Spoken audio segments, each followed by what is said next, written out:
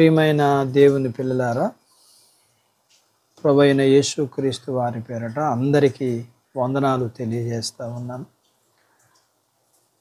ప్రభువు పేరట మీ అందరికీ శుభములు దీవెనలు కలుగును గాక.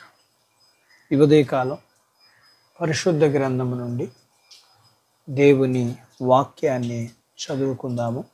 సమూయేలు మొదటి గ్రంథము 26వ అధ్యాయము 25వ వచనాన్ని చదువుతున్నాను. అందుకు సౌలు, దావీదు, నాయనా, నీవు ఆశీర్వాదం పొందుదువుగాక, నీవు ఘనకార్యములను పూనుకుని విజయము నొందుదువుగాక అని దావీదుతో అనెను. అప్పుడు దావీదు తన మార్గమున వెళ్ళిపోయెను, సౌలు తన స్థలమునకు తిరిగి వచ్చెను. దేవుడు తన మాటలు మన కొరకు దీవించునుగాక. ఆమేన్. ప్రియమైన దేవుని పిల్లలారా, ఏ మనిషికైనా అపజయం కలిగినప్పుడు బాధ కలుగుతుంది.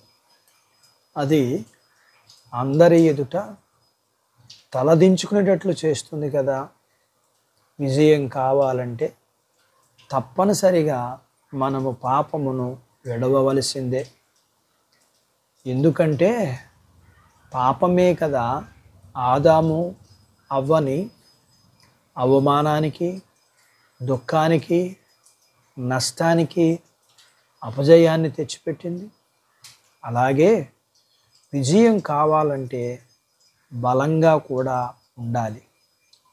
బలము ధైర్యం కలగటానికి ఉపయోగపడే సాధకం. అందుకే ఒక సామెత ఉంది, కండగలవాడే కుండి కలవాడు అని. అందుకే అపజయానికి మరొక కారణం అవిశ్వాసం కూడా. విజయానికి కావలసింది విశ్వాసం కదా. అందుకని ప్రభువారు ఇలా అన్నారు, లోకాన్ని జయించిన విజయం విశ్వాసందే అని. మరొక సంగతి ఏమిటి అంటే, దావీదు గొలియాతును చంపడానికి దేవుని బలం మీద తాను ఆధారపడ్డాడు, దేవుని మీద విశ్వాసం ఉంచాడు. ఆ విశ్వాసాన్ని బట్టి అతనికి విజయం వచ్చింది. అలాగే దావీదు తన జీవితంలో అంతకంతకు విజయాల్ని పొందుతూ వచ్చాడు. దావీదు సౌలు రాజుకి అల్లుడు అయిన తర్వాత సౌలు రాజు దావీదు మీద అసూయ వచ్చి అతన్ని చంపాలని ప్రయత్నించి వచ్చాడు. దావీదైతే పారిపోతూ వచ్చాడు. అంతేకాదు సౌలు రాజును చంపడానికి అవకాశాలు వచ్చినా సరే చంపకుండా వదిలేశాడు. శత్రువైన సౌలుని, మాంగాలైన సౌలుని దావీదు మంచి గుణాన్ని చూసి సౌలు దావీదుని ఎలా దీవించాడు, నీవు ఘనకార్యములు పూనుకుని విజయం పొందుదువుగాక అని దీవించాడు. వాక్యం వింటున్న ప్రియ దేవుని బిడ్డ, దావీదుకులాగా నిన్ను కూడా ఎంతోమంది నిన్ను శత్రువులుగా చూసిన, ప్రేమ కలిగిన దేవుడు బిడ్డవైన నీవు కూడా దావీదులాగా ఎవరిని శత్రువుగా భావింపక, పరిగణించక, వారిని క్షమించి ప్రేమించి నీవు కూడా దేవుని తోడును కలిగి పాపమును విడిచిపెట్టి, అవిశ్వాసమును విడిచిపెట్టి, శారీరక బలం కలిగి, దేవుని తోడు కలిగి, అన్ని విషయములలో అత్యధికమైన విజయము దేవుడు నీకు ఇచ్చునుగాక. అట్టి భాగ్యత దేవుడు మనకు దయచేయునుగాక. ఆమేన్. దేవుడు తన మాటలు మన కొరకు దీవించునుగాక. ఆమేన్.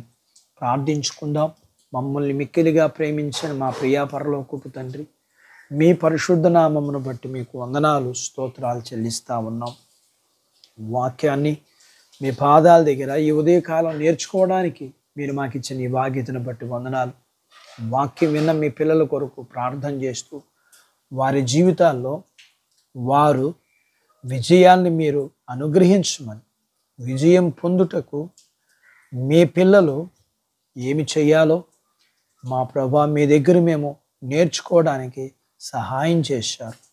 దావీదులాగా మేము కూడా మాకు విరోధమైన వాటన్నిటి విషయాల్లో మేము మీ ప్రేమను పొందుకున్నట్లుగా మా విరోధులైన వారి విషయంలో మేము క్షమించి ప్రేమించి మీ తోడును కలిగి విశ్వాసాన్ని కలిగి మీరిచ్చిన బలము చేత మేము అత్యధికమైన విజయాల్ని మా జీవిత కాలమంతా కూడా పొందుకోగలగటానికి సహాయం చేయండి.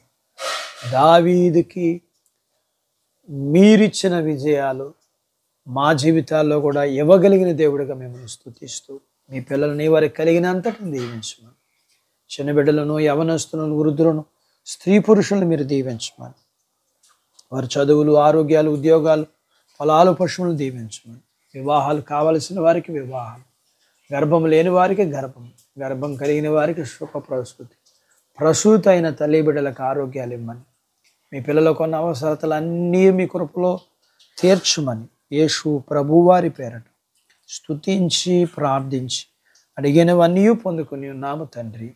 ఆమెన్. దేవుడు మిమ్మును దీవించునుగాక. ఆమెన్.